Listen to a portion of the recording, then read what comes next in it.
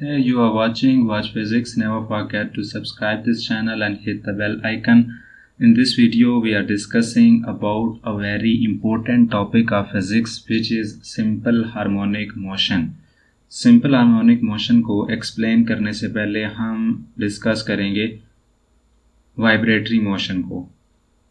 According to definition of vibratory motion, if a body move back and forth or to and fro motion about a point is called vibratory motion. अब back and forth या फिर to and fro motion कौन सी होती है उसको discuss करते हैं. आप ये डायग्राम देखें. इस डायग्राम में आप देख सकते हैं कि ये पेंडुलम एक ही पर्टिकुलर पॉइंट के इर्द गिर्द मूव कर रहा है. कोई भी बॉडी जो एक ही पर्टिकुलर पॉइंट के इर्द गिर्द मूव करे उसको हम कहते हैं कि ये body to and fro motion को रिप्रेजेंट करती है. In other words vibratory motion को.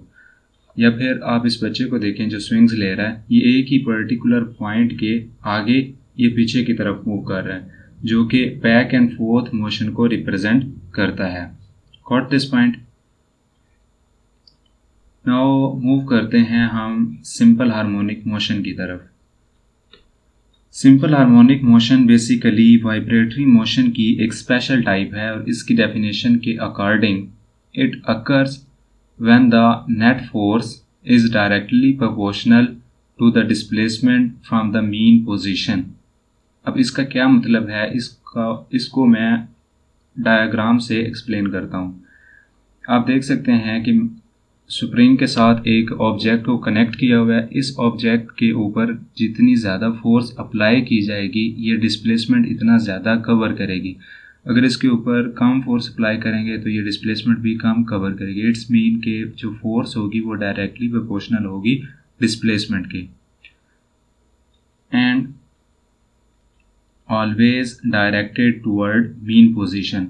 इट्स मीन के जो स्प्रिंग में फोर्स प्रोड्यूस होती है उसकी डायरेक्शन मीन पोजीशन की तरफ होती है. अब हम सिंपल हार्मोनिक मोशन की कंडीशंस को डिस्कस करते हैं. According to simple harmonic motion conditions, इसकी फर्स्ट कंडीशन आपके पास है acceleration of body must be directly proportional to the displacement from the mean position. अब इसका क्या मतलब है आप इस डायग्राम को देखें. अब जितना ज़्यादा ये बॉडी अपनी मीन पोजीशन से आगे जाएगा मतलब डिस्प्लेसमेंट कवर करेगा उतनी ज़्यादा एक्सेलरेशन इसमें प्रोड्यूस होगी. इट्स मीन कि अगर ये कम डिस्प्लेसमेंट कवर करेगा तो इसमें एक्सेलरेशन भी कम प्रोड्यूस होगी. सेकंड पॉइंट आपके पास है कंडीशन का acceleration of body should be directed toward the mean position. Clear this point. आप देख सकते हैं डायग्राम में कि जब हम बॉडी को मूव करवाते हैं और देन रिलीज़ करते हैं तो ये अपनी मीन पोजीशन की तरफ वापस आती है जो कि रिस्टोरिंग फोर्स होती है. इसको हम आगे जाके डिस्कस भी करेंगे. Clear this point. Third point है आपके पास कंडीशन का कि सिंपल हार्मोनिक मोशन में जो वेलोसिटी होती है मैक्सिमम होती है मीन पोजीशन के ऊपर और ज़ीरो होती है एक्सट्रीम पोजीशन के ऊपर. Clear this point. अब हम सिंपल हार्मोनिक मोशन को डिस्कस करते करते इसकी कुछ एग्जांपल्स डिस्कस करेंगे. लेट्स सपोज आपके पास एक मैस स्प्रिंग सिस्टम है. इस डायग्राम में देखें तो आपके पास एक मैस स्प्रिंग सिस्टम है. स्प्रिंग के साथ एक मैस कनेक्ट किया हुआ है. इस कंडीशन में ये इक्विलिब्रियम पोजीशन में मैस स्प्रिंग सिस्टम है. इसके ऊपर कोई फोर्स एक्ट नहीं कर रही और इसका जो डिस्प्लेसमेंट है जिसको हमने एक्स से रिप्रेजेंट किया हुआ है वो भी ज़ीरो है. लेकिन जब हम इसके ऊपर फोर्स अप्लाई करेंगे फोर्स अप्लाई करने के रिजल्ट में ये डिस्प्लेसमेंट कवर करेगा. नीचे डायग्राम में आप देख सकते हैं कि when a force is applied to the body it will move through distance x. अपनी मीन पोजीशन से एक एक्सट्रीम पोजीशन की तरफ जाएगा. इट्स मीन कि वो डिस्प्लेसमेंट कवर करेगा. Got this point. लेकिन जब हम उसको एक्सट्रीम पोजीशन से रिलीज़ करेंगे उसके बाद क्या होगा. After releasing the body from extreme position. Due to restoring force, body move toward its mean position. जब हम रिलीज करते हैं एक्सट्रीम पोजीशन पे तो स्प्रिंग में एक फोर्स कलेक्ट हुई होती है जिसको हम रिस्टोरिंग फोर्स कहते हैं, जिसकी वजह से बॉडी मीन पोजीशन की तरफ आती है। क्वेश्चन इज दैट कि क्या बॉडी मीन पोजीशन पे आके रुकेगी? इसका आंसर है नहीं रुकेगी। क्यों नहीं रुकेगी?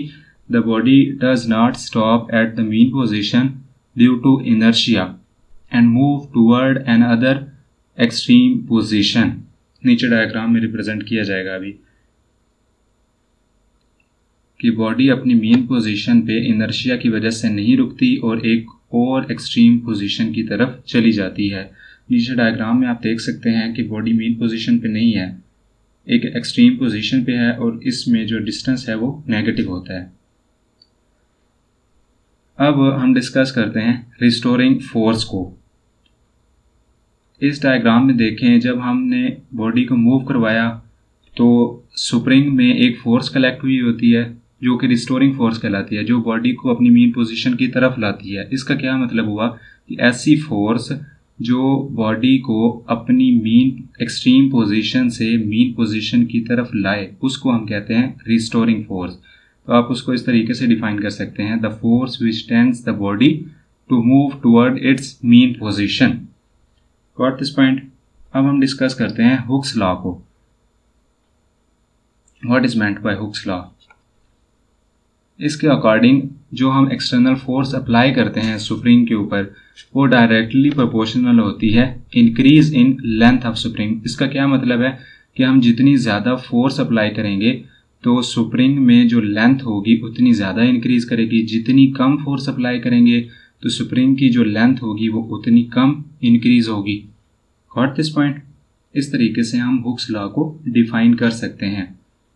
तो जो हमारे पास मैथमेटिकल फॉर्म में f डायरेक्टली प्रोपोर्शनल होगा x के, f is equal to proportion. जब हम डायरेक्टली प्रोपोर्शनैलिटी का ख़त्म करते हैं कोई ना कोई कांस्टेंट लगाया जाता है, f इज इक्वल टू के एक्स। यहाँ पे f हमारे पास फोर्स है, external force, k spring constant है, x जो है वो डिस्प्लेसमेंट को रिप्रेजेंट कर रहा है। अब हम डिफाइन करेंगे सुप्रीम कांस्टेंट को कि सुप्रीम कांस्टेंट किसे कहते हैं। इसकी डेफिनेशन के अकॉर्डिंग ये बेसिकली रेशो होती है दो फैक्टर्स के दरमियान। वो दो फैक्टर्स कौन कौन से होते हैं? एक अप्लाइड फोर्स होती है और दूसरा जो डिस्प्लेसमेंट कवर होता है जिसको हमने x के साथ रिप्रेजेंट किया होता है।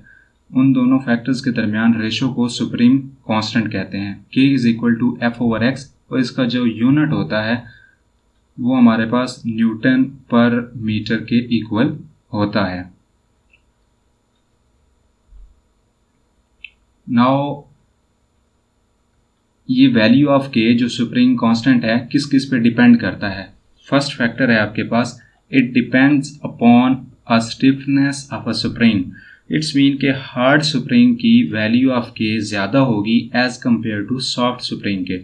स्टिफनेस का मतलब ये होता है कि हार्ड स्प्रिंग की वैल्यू ऑफ k ज़्यादा होगी as compare to soft. Second factor आपके पास है कि स्मॉल स्प्रिंग जो होगा उसकी जो वैल्यू ऑफ k होगी वो कम होगी as compare to large spring के। Large spring has greater value of k। Got this point? Now restoring force को हम पहले डिफाइन कर चुके हैं। अब according to Hooke's law restoring force की जो वैल्यू होती है वो हमारे पास F is equal to minus k x के इक्वल होती है। अब यहाँ पे माइनस क्यों है ये भी आगे जाके हम डिस्कस करेंगे। जैसे कि हम जानते हैं फोर्स किसके इक्वल होती है? According to Newton's law F is equal to ma। अब इन दोनों इक्वेशंस को हम करेंगे कंपेयर। बाय कंपेयरिंग हमारे पास वैल्यू आएगी ma is equal to minus k x के। यहाँ से अगर आप एक्सेलरेशन a की वैल्यू फाइंड करना चाहें तो m जो है वो दूसरी तरफ जाके डिवाइड हो जाएगा। Got this point? और इस इक्वेशन में k ओवर m जो हमारे पास है वेयर k ओवर m वो कांस्टेंट होता है।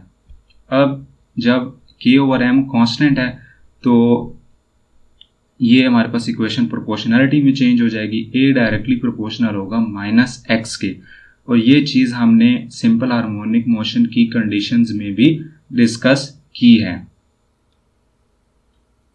अब इसमें जो हमारे पास नेगेटिव साइन है वो क्या शो करता है, where negative sign shows that force exerted by spring is always directed opposite to displacement of mass।